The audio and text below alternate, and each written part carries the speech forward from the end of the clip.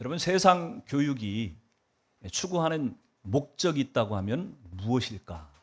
혹시 생각해 보신 적 있는지 모르겠어요. 유치원도 있고 초등학교도 있고 중학교, 고등학교, 대학교, 대학원 여러 교육 시스템이 있는데 세상의 교육들이 지향하는, 세상의 교육들이 추구하는 교육의 목적이 뭘까? 여러 가지가 있을 수 있다고 여러분이 생각을 할지 모르겠지만 저는 한마디로 요약한다고 한다면 권선징악이 아닐까라고 생각을 해봐요. 여러분이 권선징악이라고 하는 사자성어의 뜻을 모르지 않을 겁니다. 선을 권하고 또 악을 징계한다, 이런 의미를 갖고 있는 것이죠. 사람들로 하여금 선을 본받게 하고 악을 본받지 않게 하는 것, 이것이 어쩌면 세상 교육의 목표하고 의도하는 것이 아닌가 싶어요. 사람들이 행복하게 되기를 원하고 이 세상이 평화롭게 되기를 원하는 그런 마음들이 세상에 있는데, 그 목적을 이루어가기 위해서 세상 교육이 끊임없이 아이 때부터 가르치는 것이 있다고 한다면 선한 것을 본받고 악한 것을 따르지 말라, 이렇게 얘기하는 것이라 생각을 해도 아마 틀리다고 생각할 사람은 아무도 없을 것입니다.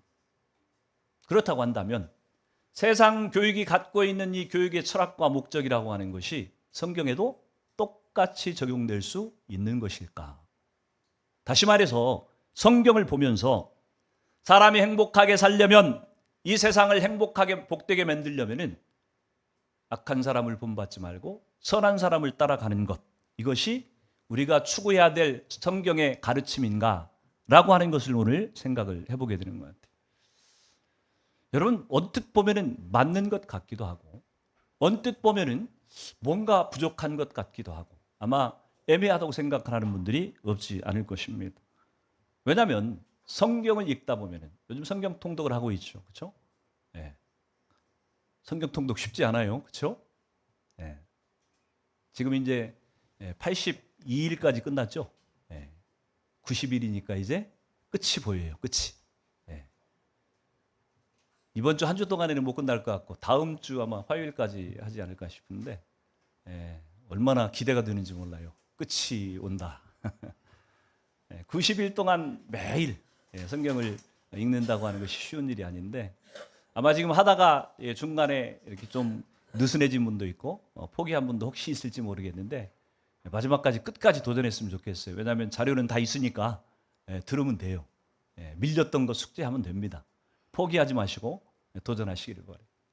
여러분, 성경을 읽다 보면은 우리가 끊임없이 발견하게 되는 것이 무엇이냐면은 구약 성경에서 등장하는 인물들 가운데 그들이 하나님 앞에 신실하게 동행하는 삶을 살았는데도 불구하고 굉장히 고난을 당한 분들도 많고, 반대로 하나님 앞에 저렇게 살면 안 되는데 라고 생각하는 사람들이 오히려 번창하게 되고 복을 누리는 경우들이 성경에 아주 많이 등장한다고 하는 것입니다.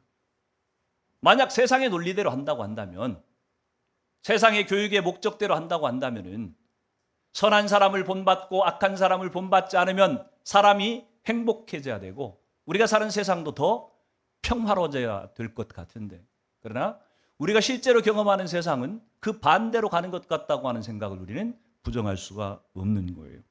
이유가 뭘까? 세상의 교육이 그렇게 열심히 그렇게 선을 추구하고 악을 본받지 않으려고 발버둥을 치는데 왜 우리의 삶 가운데 나타나는 세상의 모습은 더 악한 쪽을 향해서 가고 있는 것일까? 여기에 대한 답을 우리는 성경 외에서는 찾을 수가 없다고 하는 것입니다. 성경이, 하나님께서 이 성경을 기록해서 우리한테 가르치시려고 하셨던 것이 무엇일까? 혹시 우리가 세상의 교육 철학, 교육의 목적이 성경도 하나님께서 똑같은 목적을 가지고 성경을 기록하신 것 아닐까? 이렇게 오해하는 것 때문에 사실은 우리에게 이 혼란이 생겨난다고 하는 얘기입니다. 여러분, 구약 성경에서 우리 가운데 보여주시고자 하는 중심 메시지는 훌륭한 사람들이 아니에요. 사람들, 훌륭한 사람들, 이렇게 훌륭한 삶을 살았던 사람들이 있었다, 이걸 보여주려고 지금 구약 성경을 기록하고 있는 것이 아니고, 하나님께서 보여주시고자 하는 것이 있다고 한다면 좋으신 하나님 그분이 누군가를 지금 우리한테 보여주고 싶어 하셨다고 하는 거예요. 죄성을 가진 인간은요, 끊임없이 죄를 짓고 끊임없이 하나님 앞에 불복하고 사랑을 받을 만한 가치가 전혀 없는 존재인데도 불구하고, 그럼에도 불구하고 하나님께서 우리와 함께 해주시고 죄인들을 축복해 주신다고 하는 것을 오늘 구약 성경이 보여주시고 싶어 한다고 하는 겁니다. 인간의 끝없는 타락과 불순종 가운데서도 아브라함으로부터 시작됐던 이 믿음의 계보가 이삭에게로 이어지고, 그리고 야곱에게로 이어지고, 계속해서 이것이 이어질 수 있었던 이유가 무엇일까? 그런 힘과 능력이 어디에서부터 나오는 것일까? 사람은 끊임없이 패역하고 죄성이 드러나고 있어서 믿음이 단절되어야만 될 것 같은데, 하나님이 어떻게 해서 이 믿음의 계보를 계속 이어가실 수 있을까? 그래서 예수 그리스도에게까지 이르게 하셨고, 결국은 그 믿음의 계보가 저와 여러분에게까지 이어져 왔다고 하는 것, 이것은 정말 놀랄만한 일이라고 하는 것입니다. 어떻게 인간의 이 불의함 속에서 그런 일들이 가능했을까? 그것을 오늘 성경이 세 가지로 얘기를 해주고 있는데, 그 첫 번째가 오늘 25장 19절에서 26절 말씀에 보면은 하나님께서 우리 인생의 특별한 방법으로 개입하심으로 이 믿음의 계보를 이어오셨다고 하는 것입니다. 여러분, 아브라함과 이삭은 공통점이 많습니다. 아버지와 아들이니까 뭐 닮았겠지, 공통점이 있겠지, 이렇게 생각할 수 있지만, 그러나 신앙적으로 봐도 이들은 굉장히 닮은 점들이 많았다고 하는 것이, 아브라함과 이삭이 닮은 꼴이었던 첫 번째는 뭐냐면은 둘 다 아내가 불임이었다고 하는 거예요. 그렇죠? 자식이 없었다고 하는 거예요. 아브라함은 75세 때 부름을 받았으니까, 그리고 100세 때 이삭을 얻었으니까 아브라함은 나이가 많아서 불임이었나? 뭐 이렇게 생각을 할 수도 있을 텐데, 이삭은 몇 살에 결혼했어요? 40살에 결혼했는데, 40살이면 남자가 아이를 못 낳을 나이는 아니에요. 그렇죠? 리브가가 이 이삭보다는 몇 살 적었을 테니까, 그래도 여자가 30대 후반에 아이를 못 낳을 리는 없어요. 나이 때문에 지금 문제가 되는 것은 분명히 아닌 것처럼 보여지고, 이삭이 40대 리브가와 결혼을 하고 몇 세 때 아들을 낳습니까? 60세 때. 몇 년이 지났어요? 20년이 지났어요. 여러분, 요즘도 결혼한 부부가 20년이 지났는데 아이가 안 생긴다. 그러면 우리 부부에게는 하나님이 아이를 안 주시겠구나, 이렇게 생각할 수 있는 그런 타이밍이에요. 그렇죠? 이삭도 충분히 그럴 수 있는 그런 나이였다고 하는 것입니다. 그런데 오늘 20장 20절에서 21절을 같이 한번 읽어봅니다. 시작. 이삭은 40세에 리브가를 맞이하여 아내를 삼았으니, 리브가는 밧단 아람의 족속 중 부두엘의 딸이요 아람 족속 중 라반의 누이였더라. 이삭이 그의 아내가 임신하지 못하므로 그를 위하여 여호와께 간구하매 여호와께서 그의 간구를 들으셨으므로 그의 아내 리브가가 임신하였더니. 아멘. 결혼하고 나서 20년 동안 아이를 갖지 못했던 이삭과 리브가 부부 사이에 하나님께 기도했더니 아이를 지금 주셨다고 하는 겁니다. 그러니까 이삭이 결혼하고 나서 아이를 얻는 데까지 걸린 시간은 20년의 기다림이었어요. 근데 아버지 아브라함은 몇 년을 기다렸습니까? 25년을 기다렸어요. 근데 아브라함하고 이삭하고 누가 좀 더 나은 것 같습니까? 아브라함이 더 오래 기다렸으니까 아브라함은 중간에 자꾸 사고를 쳤어요. 그렇죠? 기다리지 못해가지고 기다림을 못 참고 아브라함은 자꾸 사고를 쳤어요. 종 엘리에셀을 후계자로 세우겠다고 하질 않나? 사례 말을 듣고서 못 이긴 척하고 이스마엘을 낳지를 않나? 자꾸 10년도 못 기다려서 이 아브라함은 사고를 치는데, 이삭은 그래도 아브라함보다는 나은 것 같아요. 20년 동안을 다른 사고는 치지 않아요. 아이만 못 가졌을 뿐이지. 어찌됐든 이 아브라함과 이삭이 둘 다 아이를 지금 갖지 못했다고 하는 것입니다. 근데 여러분, 아이를 갖지 못할 경우에 요즘에는 뭐 이렇게 병원에 가가지고 남자가 뭐 아이를 못 낳나, 여자가 아이를 못 갖나, 뭐 이런 것을 판정을 해볼 수도 있는데, 그 당시에는 판정할 방법이 없어요. 의학이 발달되지 않았을 때니까. 그러면 아브라함이 아이를 못 낳는 것일까요? 아니면 누가 아이를 못 낳아서 지금 아이를 못 낳는 것일까요? 아브라함이 다른 여자들하고 잠을 자면 금방금방 아이를 낳아요. 그렇죠? 유독 사라에게서만 아이를 못 낳는 거예요. 그러면 누가 문제일 확률이 높아요? 사라가 문제가 있는 거예요. 이건 누구 책임론을 따지자는 얘기가 아니고, 아브라함은 지금 다른 여자들하고 결혼만 하면 다 얻는 족족 아이를 낳았어요. 아브라함이 후처를 얻었어요. 그두라라고 하는 육형제를 낳았습니다. 육형제. 하가를 통해서는요, 이스마엘을 낳았고, 이스마엘의 아들이 몇 명이었냐면 12명이었어요. 12명. 12명을 낳고 12방백을 이뤘다고 성경이 기록을 하고 있습니다. 아주 아브라함이 다른 여자하고 이렇게 아이를 낳는 거는요, 번창해요. 근데 유독 누구만? 사라하고 사이에서 낳았던, 어렵게 얻었던 아들 이삭에게서만은 또다시 지금 이삭의 아내 리브가가 불임이었다고 하는 것입니다. 20년 동안 지금 아이를 갖지 못했다고 하는 얘기예요. 하나님께서 왜 이렇게 일을 어렵게 진행하시는 걸까? 하나님이 능력이 없으신 분도 아닌데, 하나님이 모르시는 분도 아닌데 왜 유독이 이 아브라함의 믿음의 후손이라고 했던, 하나님께서 약속하시기를 네 자손이 큰 민족을 이룰 것이다, 하늘의 별과 같이 바닷가의 모래알같이 땅의 티끌같이 네 민족을 번성하게 하겠다 약속하셨던 이 아브라함의 후손 이삭에게서만 왜 후손이 없냐고 하는 얘기예요. 왜 일을 이렇게 하나님이 어렵게 진행하셨냐고 하는 얘기입니다. 사실 성경에 보면 이렇게 일을 어렵게 진행하시는 경우가 한두 번이 아니었어요. 그렇죠? 하나님께서 구약 성경에 보면은 귀하게 쓰신 사람일수록 대부분 거의 다가 불임해서 아이를 못 낳는 그런 여인에게서 아이를 낳게 하는 그런 경우들을 성경에 수도 없이 얘기를 하고 있어요. 사사기 13장 2절에 보니까 소라 땅 단지파의 가족 중에 마노아라 이름하는 자가 있더라. 그의 아내가 임신하지 못하여 출산하지 못하더니. 누구 얘기예요? 삼손에 대한 얘기예요. 삼손의 부모가 임신하지 못했어요. 불임이었어요. 아이를 낳지 못했어요. 근데 하나님께서 삼손이라고 하는 아들을 주셔서 그를 이스라엘을 구원하는 사사로 사용하셨어요. 사무엘상 1장 2절에 보니까 그에게 두 아내가 있었으니 한 사람의 이름은 한나요, 한 사람의 이름은 브닌나라. 브닌나에게는 자식이 있고 한나에게는 자식이 없었더라. 누구 얘기예요? 그 위대한 사무엘 얘기예요.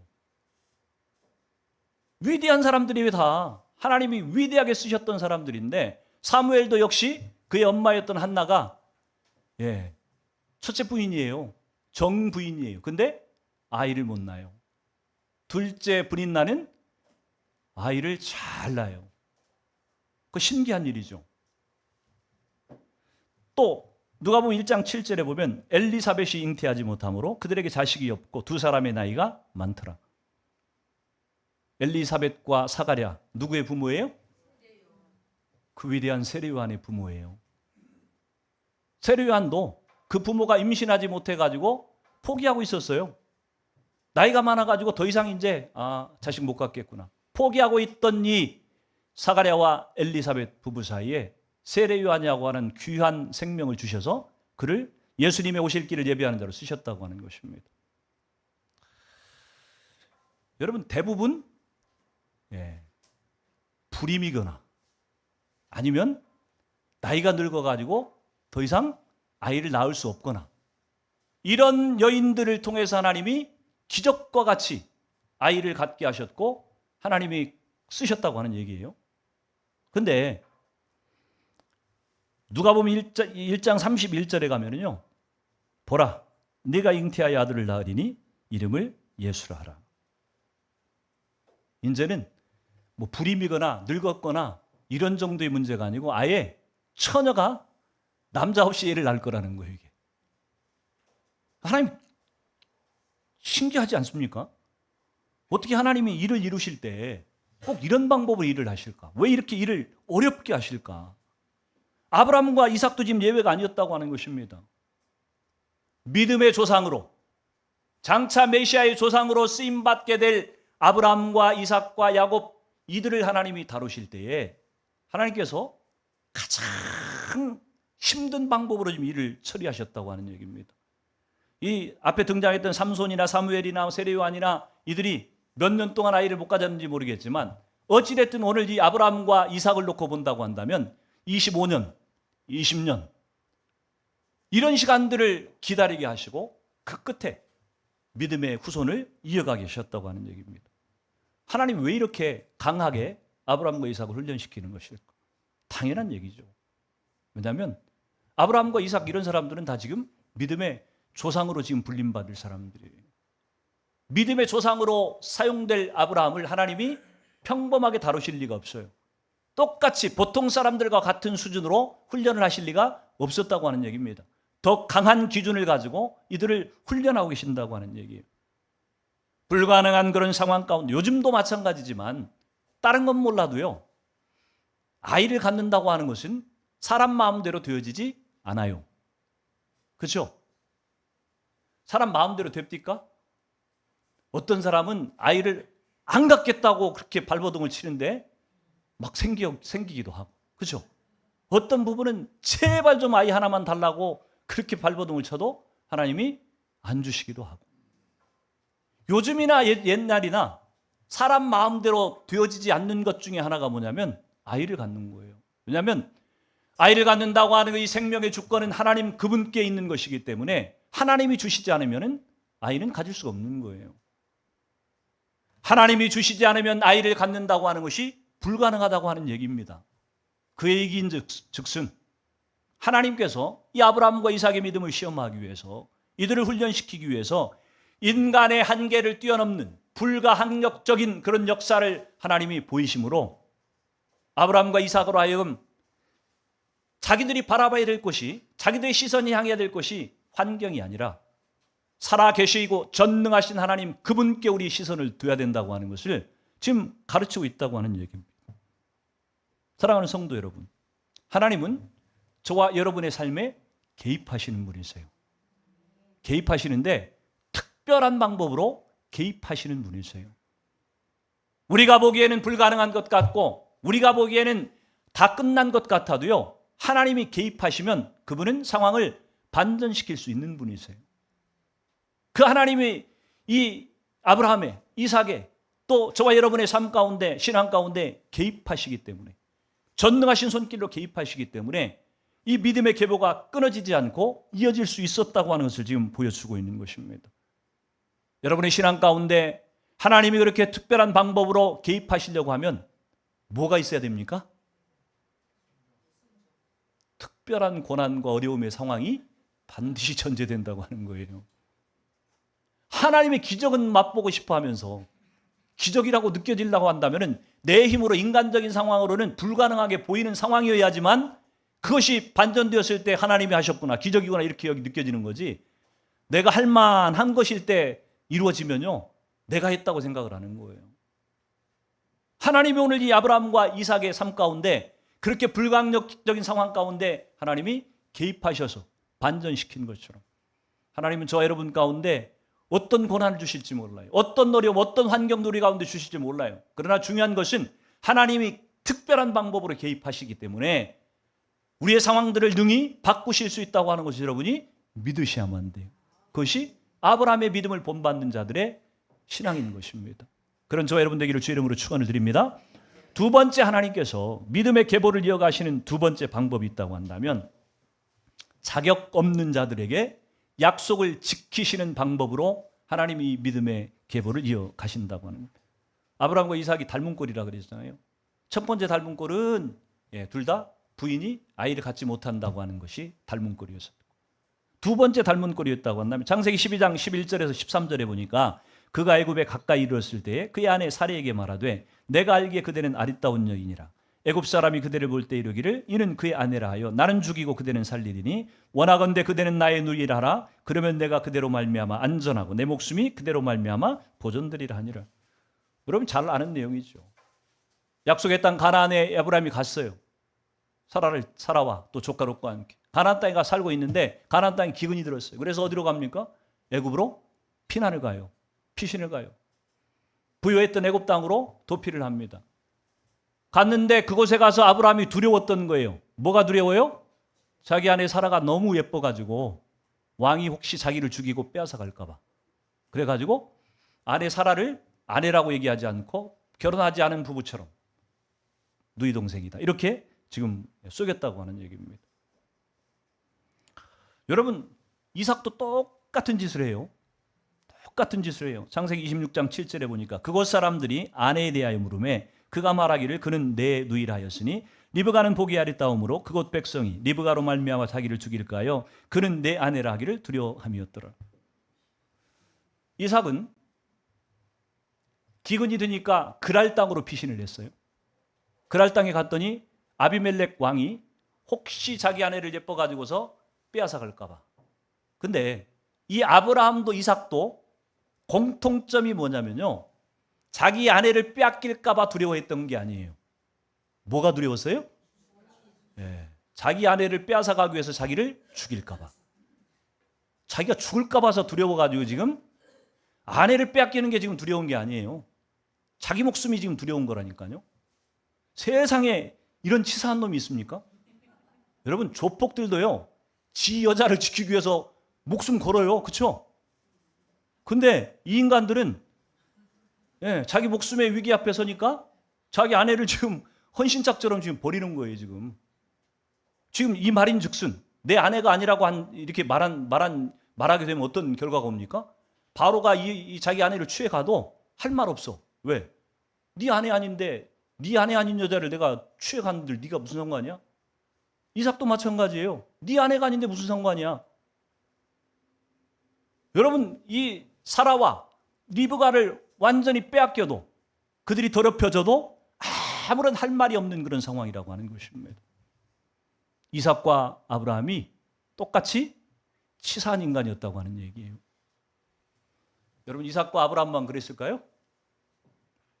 저와 여러분은 이 상황 가운데 가면은 목숨 걸고 여러분의 가족을 지킬 그런, 여러분의 아내, 여러분의 남편을 지킬 그런 어떤 각오가, 그런 의지가, 그런 결단이 있습니까? 가봐야 알아요. 가봐야. 그 상황 안 가봐서 지금 모르는 거지, 가봐야 안 되니까요. 그 말인 즉슨 내 신앙도 내 목숨의 위기 상황 가운데 가봐야 알 수 있다고 하는 얘기예요. 함부로 장담할 수 없어요.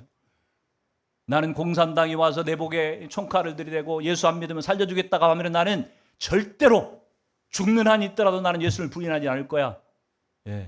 그렇게 다짐을 해도, 그렇게 결심을 해봐도 그게 되어지지 않는 게 인간이라니까요. 아브라함과 이삭만 못된 사람이어서 그런 게 아니에요. 혹시 조폭 같은 사람들이 쓸데없는 의리심으로 목숨을 여기다 걸 수 있을지 모르겠지만 정상적인 사람들이라고 한다면 쉽지 않다고 하는 얘기입니다.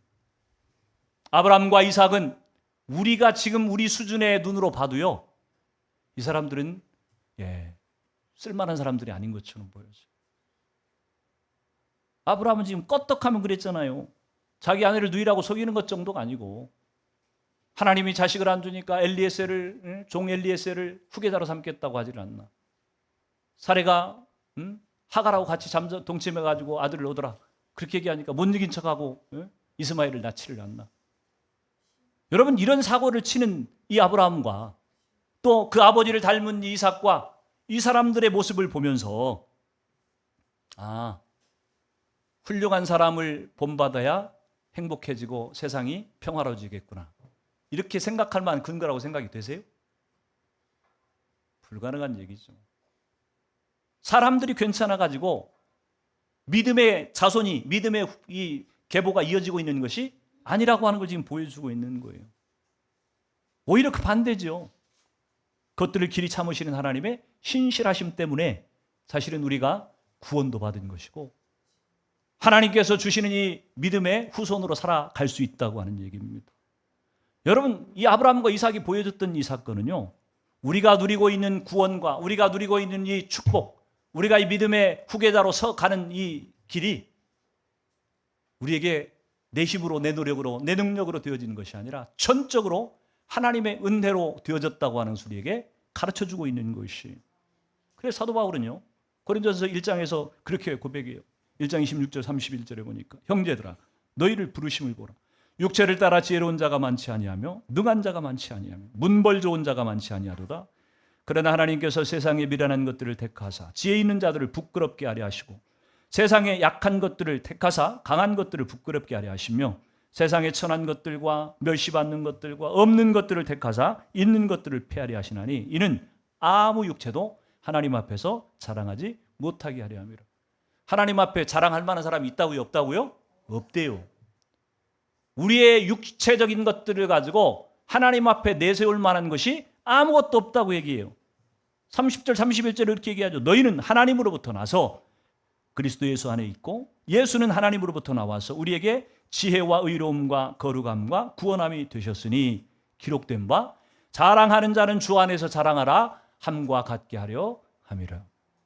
사도 바울의 자랑은요, 예수 그리스도 그분이 우리를 하나님으로부터 구원하는 자리에 이르게 하셨고 나를 구원했던 그 예수님이 우리에게 오셔가지고 지혜와 의로움과 거룩함과 구원함이 되셨다. 이것 외에는 자랑할 것이 없다고 얘기를 하고 있는 거예요. 그래서 이 고린도전서 1장 31절이 끝나고 2장 1절 이하에 보면은요, 사도 바울이 뭐라고 얘기하냐면 나는 십자가 예수가 십자가에 못 박히신 것 외에는 아무것도 알지 않기로 작정했다. 그렇게 얘기를 해요. 사도 바울에게 있어가지고 그가 자랑할 것은 아무것도 없었어요. 자기가 똑똑한 것, 공부 많이 한 것, 하나님 앞에 지금 사역 많이 한 것, 아무것도 자랑할 것이 없고 자기가 자랑할 내세울 만한 유일한 것이 있다고 한다면 예수 그리스도 그분이 나를 위해서 십자가에 죽으신 것, 그것 말고는 내가 자랑할 것이 없기 때문에 나는 다른 것에 대해서 일체 알기를 원치 않는다. 그렇게 고백을 했다고 하는 것입니다. 주님, 그분이 나의 전부라고 생각했던 이 사도 바울의 고백, 이 고백은 오늘 이 아브라함을 또 이삭을 그렇게 정말 자격 없는 자들을 구원하시고 은혜를 베푸셨던 하나님의 은혜를 깨달은 사람에게서 나타나는 고백되어지는 공통적인 고백이라고 할 수 있는 것이죠. 저 여러분도 마찬가지입니다. 우리가 구원받았다고 한다면, 우리가 정말 예수님을 만났다고 한다면, 저와 여러분 가운데 이 사도 바울의 고백이 없다고 한다면 말이 안 되는 거예요. 아직 제대로 못 만난 거예요. 아직 예수님이 누구인지를 아직 잘 모르는 것일 수 있어요. 저는 저 여러분 가운데도 이 사도 바울의 주님만이 나의 자랑거리고 전부이라고 하는 이 고백이 저 여러분 가운데도 동일할 수 있기를 주님으로 축원합니다. 마지막으로 하나님께서 믿음의 계보를 이어가시는 방법은요, 하나님은 자신을 선물로 주는 방법을 통해서 믿음의 계보를 이어가셨다고 하는 얘기입니다. 하나님께서 특별한 방법으로 우리 가운데 개입하시고 자격 없는 우리를 받아주시고, 그리고 마지막으로 하다 하나님께서 무슨 방법을 쓰시냐면은 하나님 자신을 우리에게 통째로 선물로 주심으로 우리를 구원하시고 믿음의 계보를 이어가셨다고 하는 얘기입니다. 여러분이 하나님 만나서 제일 좋은 게 뭔지 모르겠어요.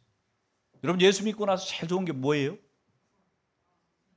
마음의 평안, 염려와 걱정으로부터 자유함, 또 천국이 예비되어 있어가지고 그곳에 가면은 슬픔도 고통도 없고 육신의 질병도 없고 완전한 건강이 그곳에 있고 완전한 복락이 예배되어 있는 천국이 우리 가운데 있다고 하는 것. 뭐 예수 믿고 나서 이런 것들이 여러분에게 정말 축복이라고 느껴지는 것도 아니겠습니까? 다 좋은 것들이에요.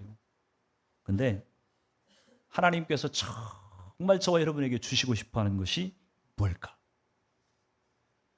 여러분 지금 야곱은요, 이삭은 결혼한 지 20년 만에 지금 두 아들을 낳았다 그랬어요. 쌍둥이에요. 그렇죠? 에서와 야곱이라고 하는 두 아들을 얻었어요. 근데 태중에 있을 때에 하나님께서 뭐라고 말씀하시냐면은 이 두 아들이 큰 두 민족이 될 텐데 큰 자가 작은 자를 섬길 것이다. 이렇게 예언을 해주셨어요.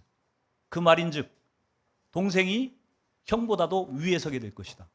하나님께서 동생을 들어 쓰실 것이다. 이 얘기를 지금 해준 것입니다. 근데 그렇게 태어났던 이 야곱이 모르겠어요. 엄마한테 이 예언에 대한 얘기를 전에 들었는지 안 들었는지 모르죠. 성경이 기록하고 있지 않으니까. 엄마가 얘기해 줬을 수도 있어요. 야곱아, 너는 보통 애가 아니야. 하나님께서 너 임신했을 때 이런 예언을 나한테 해주셨어. 이렇게 얘기했을 수도 있고 안 했을 수도 있고. 근데 야곱이 자기가 장자권을 차지하기 위해 가지고 수단과 방법을 가리지 않고 이렇게 애쓰는 것을 보면 눈치를 채지 않았을까?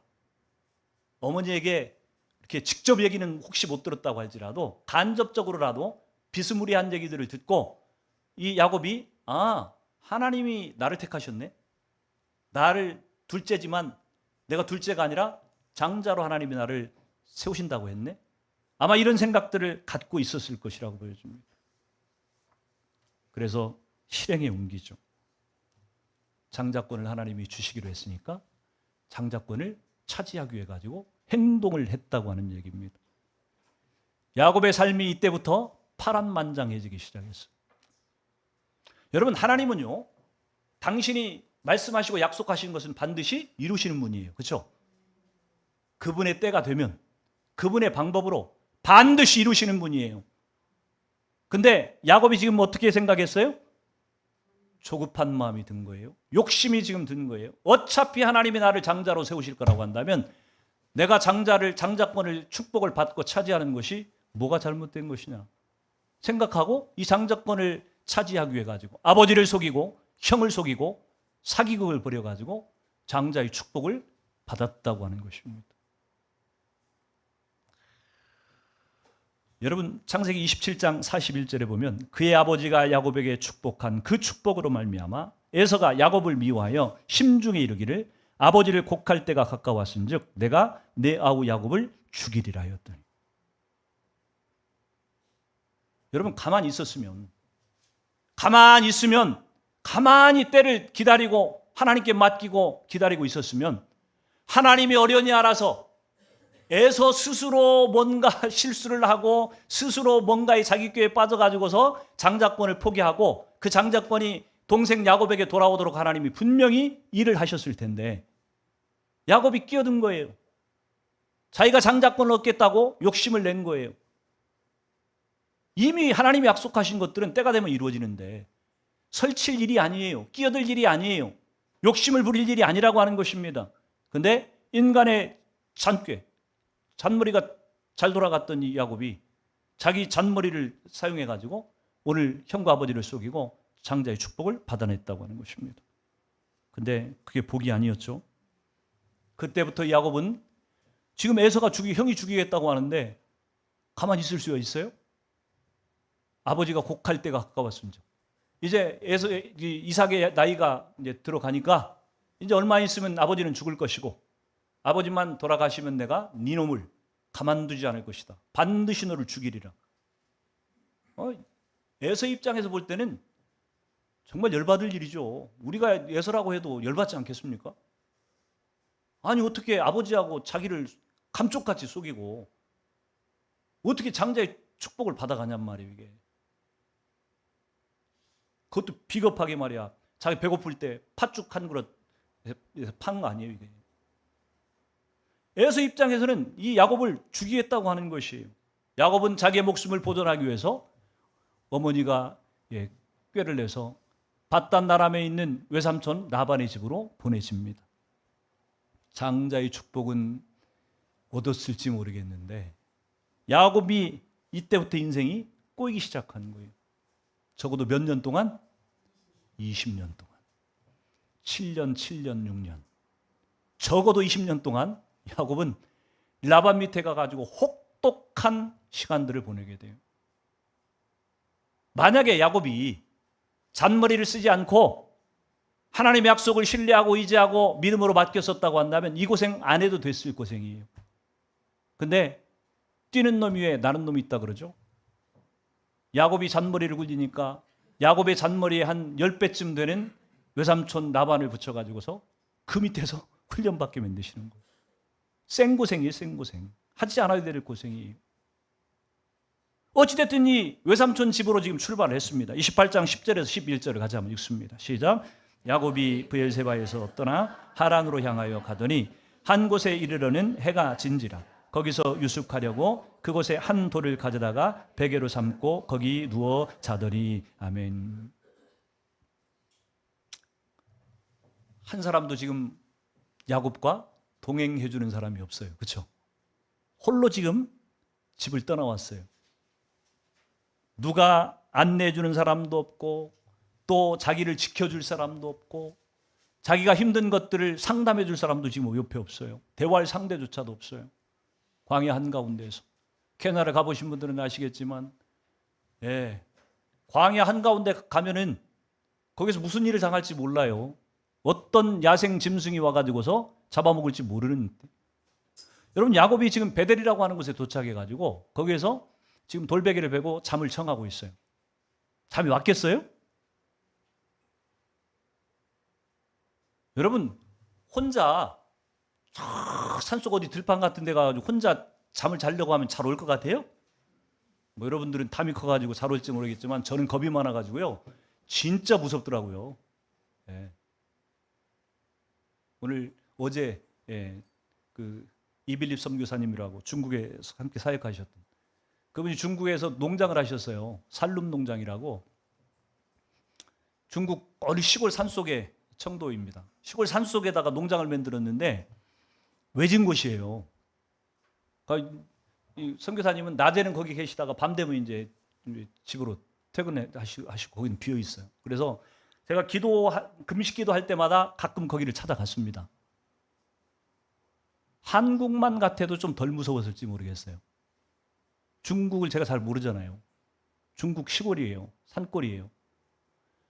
여러분, 그 산골짜기에 밤에 기도한다고 갔어요. 아무도 없어요, 주변에. 개만 한 마리 있습니다. 개가 짖어도 신경이 쓰이고 안 짖어도 신경이 쓰여요. 그렇죠? 짖으면 이게 또 어떤 이상한 놈이 찾아오는 거 아니야? 이럴 것 같고. 바람에 한번 슉 불고 문짝이 흔들리면요, 막 간담이 서늘해져요.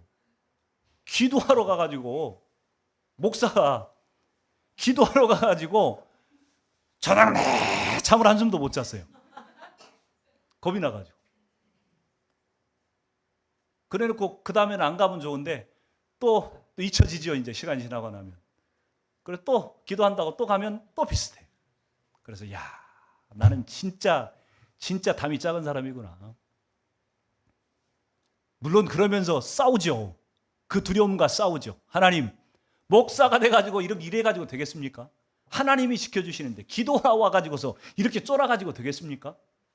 그렇게 다짐을 해보고 그렇게 마음을 추스려 보지만 그렇게 두려움이 쉽게 사라지지 않아요. 지금 야곱이, 저는 그때 나이가 한 40 중반 넘었을 때 나이인데, 야곱의 나이 지금 뭐 10대 후반쯤 됐을 나이인데, 이 나이에 지금 부모를 떠나가지고 처음으로 부모를 떠났어요. 여러분, 에서는요, 이 야곱의 형 에서는 기질이 뭐 들로 사냥하러 다니고 이런 사람이었기 때문에 별로 겁도 없고 그런 사람이에요, 보니까. 근데 야곱은 어떤 기질이에요? 엄마 옆에서 늘 팥죽 끓이고 이러던 친구예요. 여성적이라는 얘기입니다. 그러니까 겁 많고 소심할 확률이 높은 친구예요, 야곱이. 야곱이 뭐 고집이 셌다 그러니까 여러분, 야곱이 막 강할 그런 사람인 것처럼 보이지만 야곱은 그런 사람이 아니었어요. 이 야곱이 베델에서 돌베개를 베고 잠을 자려고 청했을 때에 꿈을 꿨다 그러잖아요. 여러분, 꿈이 언제 꾸어져요? 잠이 깊이 안 들 때 꿈이 꾸어지는 거예요. 깊이 잠들 때는 꿈 안 꾸어요.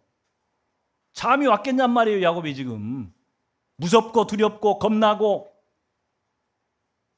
그 중에서도 제일 힘들었던 게 뭐였겠어요?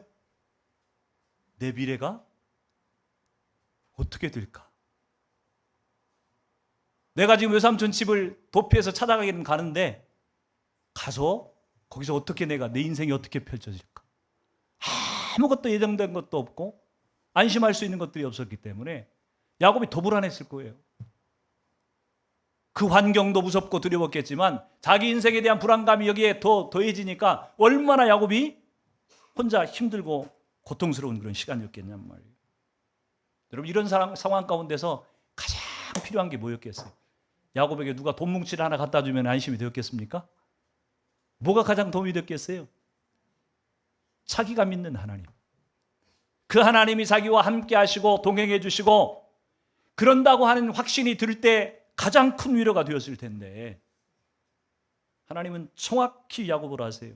야곱에게 지금 필요한 것이 무엇인지. 그래서 꿈에 찾아가 주시는 거예요. 오늘 12절에서 15절을 같이 한번 읽어봅니다. 시작. 꿈에 본즉 사닥다리가 땅 위에 서 있는데 그 꼭대기가 하늘에 닿았고 또 본즉 하나님의 사자들이 그 위에서 오르락 내리락 하고 또 본즉 여호와께서 그 위에 서서 이르시되 나는 여호와니 너의 조부 아브라함의 하나님이요 이삭의 하나님이라. 내가 누워 있는 땅을 내가 너와 내 자손에게 주리니 내 자손이 땅에 티끌같이 되어 내가 서쪽과 동쪽과 북쪽과 남쪽으로 퍼져나갈지며 땅의 모든 족속이 너와 내 자손으로 말미암아 복을 받으리라. 내가 너와 함께 있어 내가 어디로 가든지 너를 지키며 너를 이끌어 이 땅으로 돌아오게 할지라. 내가 내게 허락한 것을 다 이루기까지 너를 떠나지 아니하리라 하신지라. 아멘.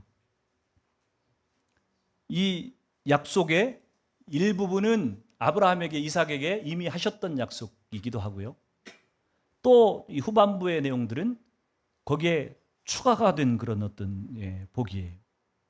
내가 너와 함께 있어 네가 어디로 가든지 너를 지키며 너를 이끌어 이 땅으로 돌아오게 할지라. 내가 내게 허락한 것을 다 이루기까지 너를 떠나지 아니하리라.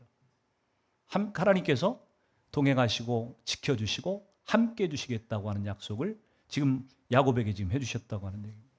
이 두려움 가운데 불안함 가운데 밤을 뒤척이고 있던 야곱에게 꿈 가운데 하나님이 찾아오셔서 이렇게 말씀하시는 것이 얼마나 큰 위로와 힘이 되었겠냐고 하는 얘기예요. 이 하나님의 위로의 약속의 말씀을 듣고 나서 야곱이 그렇게 반응을 하잖아요. 보면 20절에 보니까 야곱이 서원하여 이르되 하나님이 나와 함께 계셔서 내가 가는 이 길에서 나를 지키시고 먹을 떡과 입을 옷을 주시오. 내가 평안히 아버지 집으로 돌아가게 하시오면 여호와께서 나의 하나님이 되실 것이요 내가 기둥으로 세운 이 돌이 하나님의 집이 될 것이요 하나님께서 내게 주신 모든 것에서 10분의 1을 내가 반드시 하나님께 드리겠나이다 하였더라.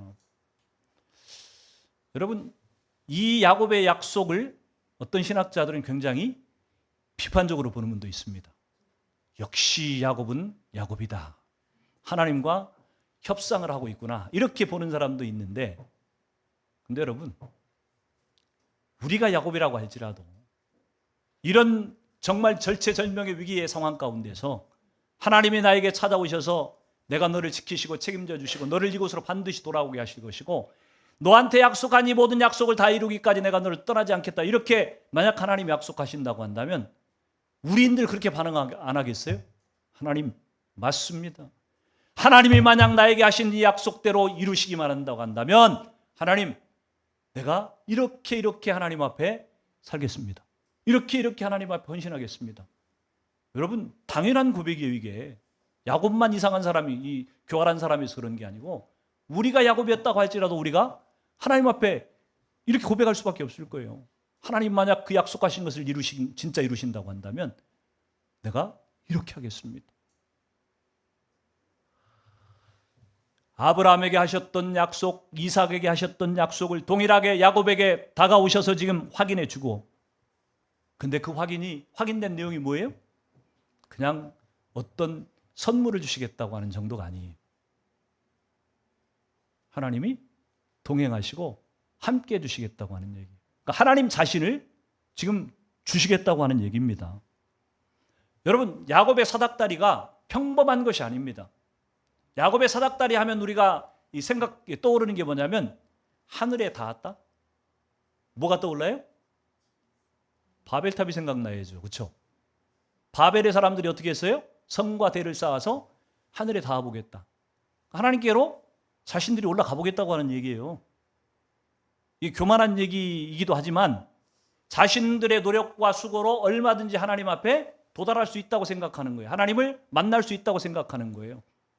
근데 오늘 이 야곱의 사다리는 정반대예요. 바벨은 성공했습니까? 실패했습니까? 실패했어요. 그러면 그때 바벨탑만 실패하고 오늘날은 그러면 우리가 하나님께로 다가가려고 하면 성공할 수 있어요? 오늘날도 안 돼요. 근본적으로 불가능한 얘기예요. 사람이 하나님께로 다가간다고 하는 것은 근본적으로 불가능한 얘기예요. 하나님께서 오셔야만 돼요. 야곱의 사다리가 바로 그것을 지금 보여주고 있는 거예요. 사람이 하나님과 교제하고 그분의 구원을 받고 그분의 자녀가 되어 살아가는 것은 인간이 노력해가지고 하나님께 닿을 수 있는 것이 아니고 하나님 그분이 우리 가운데 내려오셔야만, 우리 가운데 찾아와 주셔야만 우리가 그분을 만날 수 있다고 하는 지금 보여주고 있는 거예요. 말씀을 정리합니다.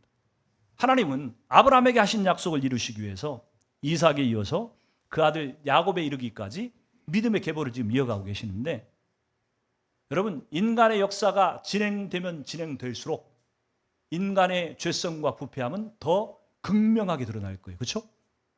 지금 아브라함에게 드러났던, 또 이삭에게 드러났던, 야곱에게 드러났던 이 모습만 봐도 인간이 얼마나 초라한 존재인지, 얼마나 죄성에 가득 찬 존재인지를 알 수가 있는데, 여러분, 이것은요, 하나님의 믿음의 이 계보를 계속 이어가는 이스라엘의 역사를 보면요, 더 훨씬 더 심각해져요. 그렇죠? 나중에 이스라엘 나라가 되면 어떤 현상이 생깁니까? 뭐 우상을 섬기고 별의별 짓 다 하잖아요. 다. 근데 중요한 것은 인간의 불의함이 하나님의 구원의 계획, 믿음의 자손을 이어가는 이 계획을 절대로 막아설 수 없다고 하는 것이에요. 마귀는 절대 하나님을 이기지 못해요. 하나님이 최후의 승자예요. 중간에 가는 과정 가운데는 인간의 불의함과 폐역과 타락함으로 말미암아서 하나님의 이 믿음의 계보를 이어가는 이 계획이 무산되는 것처럼, 실패하는 것처럼 보여지는 순간도 있지만 하나님은 절대로 포기하시지 않으세요. 반드시 끝까지 이루신다고 하는 것입니다. 특별한 방법으로 개입하시고 자격 없는 자들을 용납해 주시기도 하고, 하다 하나님 자신을 통째로 우리 가운데 선물해 주심으로 하나님은 그 하나님의 믿음의 계보를 이어가는 작업들을 완수하신다고 하는 얘기입니다. 아브라함도 이삭도 야곱도 믿음의 선진들도 결국은 이 야곱의 사다리를 통해서 찾아와 주시는 하나님을 만나서 구원받은 것이고요.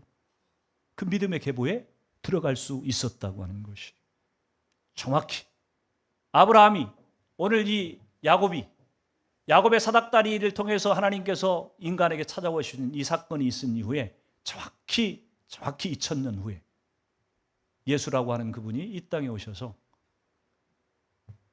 이 하늘과 땅을 연결하는 연결을 이루어내셨다고 하는 것입니다.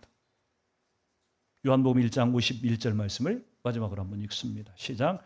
또 이르시되 진실로 진실로 너희에게 이르노니 하늘이 열리고 하나님의 사자들이 인자 위에 오르락 내리락 하는 것을 보리라 하시니라. 아멘.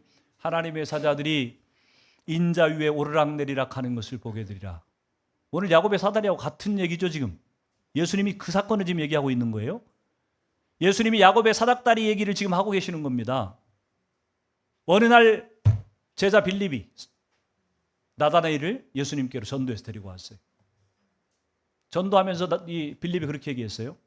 나사렛에서 오신 예수라고 하는 분이 있는데 내가 그분을 보니까 그분이 우리 조상들이 얘기했던, 성경이 얘기하는 그분 메시아인 것 같다.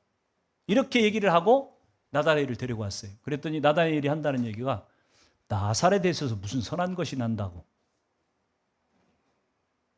그랬더니 이 나다나엘을 만난 예수님께서 나다나엘한테 뭐라고 얘기하시냐면, 야, 나는 네가 무화과 나무 아래 있었을 때부터 내가 너를 알고 있었다. 이렇게 얘기를 해요. 그랬더니 나다나엘이 예수님한테 뭐라고 고백을 하냐면, 당신은 하나님의 아들이시고 이스라엘의 임금이십니다. 이렇게 고백을 해요. 좀 웃기잖아요. 아니, 네가 무화과 나무 아래 있었던 것을 내가 봤다. 그것을 안다. 그 얘기한 거 하고 나다나엘이 갑자기 당신은 하나님의 아들이시고 이스라엘의 참 임금이십니다. 이게 뭐 대답이 좀 앞뒤가 안 맞지 않아요? 왜 무화과 나무에 있는 것을 봤다고 하는 것이 뭐가 그게 대단한 거라고 나다나엘이 갑자기 그런 신앙의 깊은 고백을 해요? 제가 그랬잖아요. 주는 그리스도시요 살아계신 하나님의 아들이십니다. 예수님이 하나님의 아들이라고 하는 거 고백한 것이 베드로보다도 더 빨랐던 것이 나다나엘이에요. 하나님의 아들이라고 하는 얘기가 처음 고백된 게 나다나엘이라니까요. 저도 최근에 발견했어요. 저는 베드로가 가장 먼저 고백한 줄 알았거든요. 근데 아니야, 보니까. 어떻게 이런 고백이 갑자기 나왔냔 말이에요. 오늘 나다나엘이 예수님에게서 뭘 발견한 겁니까? 뭘 발견했을까요? 네가 무화과 나무에 있는 것을 내가 보았다. 이게 무슨 의미일까요? 여러분, 나다나엘이 무화과 나무 아래에서 무화과 떨어지기 기다리고 있었다는 얘기예요? 무화과 나무 아래에서 뭐 했겠어, 이 사람이? 간사한 것이 없고 참된 이스라엘인이라고 예수님이 그렇게 칭찬했던 나다나엘인데, 이 사람이 늘 뭘 간절히 찾고 고민했겠어요? 하나님을 정말 사모하는 마음으로 찾고 또 찾고 만나고자 했던 사람이 나다나엘이었을 것이. 무화과 나무에서 늘 그 하나님을 묵상하고 그 하나님을 깊이 만나기 위해 사모했던 마음을 가지고 있었던 사람이 나다나엘이었을 것이. 근데 예수님께서 네가 무화과 나무 아래 있었던 것을 내가 봤다. 이 나다나엘이 뭘 들킨 겁니까? 자기의 속마음을 읽고 계시는 예수님을 본 거예요. 그래서 이 고백을 하고 있는 겁니다. 당신이 하나님의 아들이 아니고서는 어떻게 내 속을 꿰뚫어 봅니까? 내 속에 있는 고민을 당신이 어떻게 알아봅니까? 아마 그래서 나다나엘이 그렇게 고백을 했던 것으로 보여집니다. 중요한 것은 뭐냐면 예수님께서 이 나다나엘에게 그렇게 얘기를 합니다. 내가 너를 무화과 아래에 있다고 하는 것, 그래서 네가 나를 믿느냐? 아니, 네가 더 큰 것을 보게 될 거야. 그러면서 하시는 얘기가 이 51절이에요. 하늘이 열리고 하나님의 사자가 인자 위에 오르락내리락 하는 것을 보게 되리라. 하늘과 땅을 연결하고 하나님과 죄인 사이를 연결하는 통로가 예수 그리스도라고 하는 것, 나 자신이라고 하는 것을 예수님이 나다나엘에게 지금 얘기하고 있는 것입니다. 사랑하는 성도 여러분, 하늘과 땅을 연결하는, 그리고 죄인과 하나님 사이를 연결하는 유일하고도 완전하신 통로가 되시는 분이 있다고 한다는 그분은 예수 그리스도 그분이세요.